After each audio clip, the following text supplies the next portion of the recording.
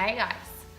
All right, so today I thought we would talk about the things that people say that they shouldn't say to someone who has cancer. The list is long. I'm gonna go over just a few things that people said to me that I thought was outrageous, that I really didn't even know how to respond to because I felt like it was completely insensitive and crazy and actually just stupid that they would even say it at all. Because I was diagnosed with Hodgkin's lymphoma, for some reason everybody was like, oh, that's the cancer that you want to have. They say if you're gonna have cancer, that's the one to get. What?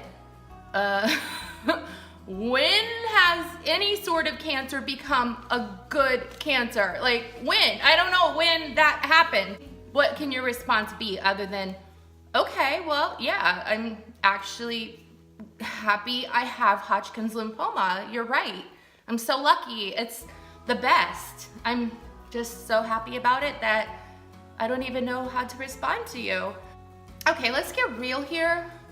Cancer, no matter what kind of cancer you have, is not good. No matter what, it's bad.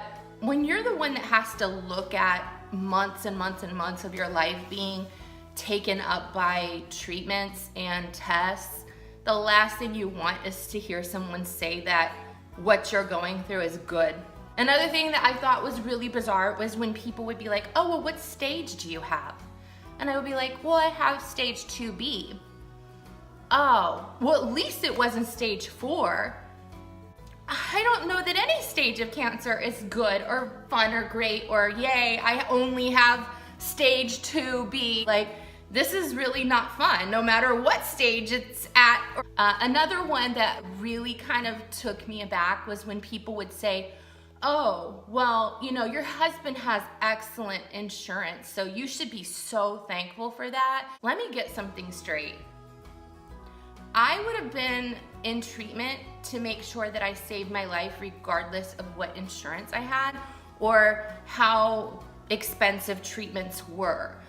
You don't really need to hear people talk to you about how much it costs that you have cancer. I had to postpone my scan for my final diagnosis and to find out if I was in remission. I had someone say to me, oh, well, you know, at least you can afford to go get a scan. You know, there are people that can't. Do you know how much anxiety goes along with waiting to get results back from scans and how a cancer patient sits and waits for those scans because that is what determines if it's over, if they're gonna be okay, if they're gonna live, if they're gonna be all right. Like, that's just not something you say to someone who is, you know, in this position. So yes, there is some valid truths to being thankful and grateful for each thing that we, you know, have as far as, you know, the treatment process for cancer. But I think that it's really weird when people start to make you feel like you should be thankful for having cancer in any way, shape, or form. I'm sorry, but I will never be thankful that I had cancer. I'll never be thankful for what it did to my kids, what it did to my family, even though there are things about it that made us stronger and better, and I'm happy to use my experiences to help others. I will never sit and say, well, at least, or I feel so lucky that. No, that's not gonna happen. So I think it's probably best people don't say things like that.